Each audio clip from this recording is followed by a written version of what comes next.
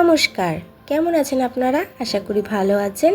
আমার চ্যানেলে নতুন একটা ব্লগে আপনাদের অনেক স্বাগত। 3 দিন ধরে তো আমি আমার বাবার বাড়িতেই আছি, আর আজকে হলো তার তৃতীয় দিন। আর মা ওইদিকে করছে চিকেন, আর যেটা দেখেই আজকে আমি আমার ব্লগটা শুরু করলাম। মা ওইদিকে চিকেনটা করছে, আমি সেটা দেখে আসলাম একবার যে কষা হয়েছে নাকি। আর এদিকে আমি মামামকে খাওয়ানোর চেষ্টা করছি। রোজ রোজ আমার মামাম একটু না একটু করে ভাত এরকম নষ্ট করবেই। ও তো এখন ছোট, ঠিক সবটা খেতে পারে না, আর ওকে আমি বেশি দিও না। যেটুকুও খায় আমি ওকে সেটুকুই দিই, আর বাকিটা না খেলে আমি ওকে জোর করি না। এদিকে দেখতে পাচ্ছেন আপনারা আমার মা কী করছে? হ্যাঁ, আমার আর আমার ভাইয়ের জন্য এখন কষা মাংস তুলছে। আর আমি এতক্ষণ কিন্তু এখানে ঠাই দাঁড়িয়েছিলাম এই কষা মাংসের জন্য। মায়ের হাতের কষা মাংস, আহা! দাঁড়িয়ে দাঁড়িয়ে তো দেখছি যে মা ক পিস তুলছে, তার সঙ্গে কিন্তু এটাও খেয়াল করছি কোন বাটির পিসটা বেশি বড় সেইটাই আমি নেব, আর যেটা একটু ছোট সেটা আমার ভাইকে দেবো।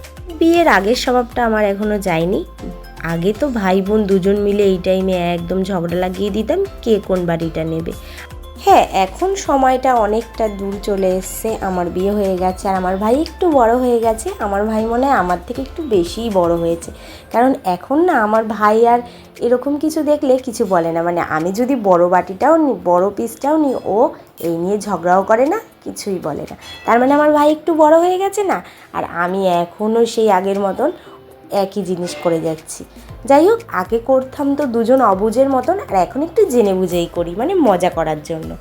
আর ওই যে মা তো সব দিকে খেয়াল রাখে, ঠিক সেরকম আমাদের দুজনকে কিন্তু সেমই দিয়েছে। মানে ওকে একটা বড় পিস দিয়েছে, আমাকে একটা বড় পিস দিয়েছে, যেন দুজনের মধ্যে আগের মতন ঝগড়া না হয়। আর ঝগড়া তো এখন হয়ও না।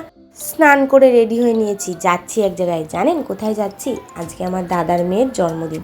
আমার মেয়ে আর আমার দাদার মেয়ে মাত্র 3 মাসের ডিফারেন্স। ছোট্ট করেই সবার সঙ্গে আনন্দ করার জন্য একটা ছোট্ট আয়োজন করা হয়েছে, আর আমরা সেই আয়োজনে সামিল হয়ে গেছি। হ্যাঁ, আজকে আমরা একটু লেট। আমার ভাইয়ের না একটু জ্বর এসেছিলো, ও তো আসবে নাই করছিল। তাও আমি জোর করে নিয়ে আসলাম, বললাম যে চল, সবাই আছে, সবার সঙ্গে একটু কথা বললে না সুন্দর বেশ শরীরটা একটু ঠিক লাগবে। এই যে আমার দিদি আমাদের এখন খেতে দিচ্ছে।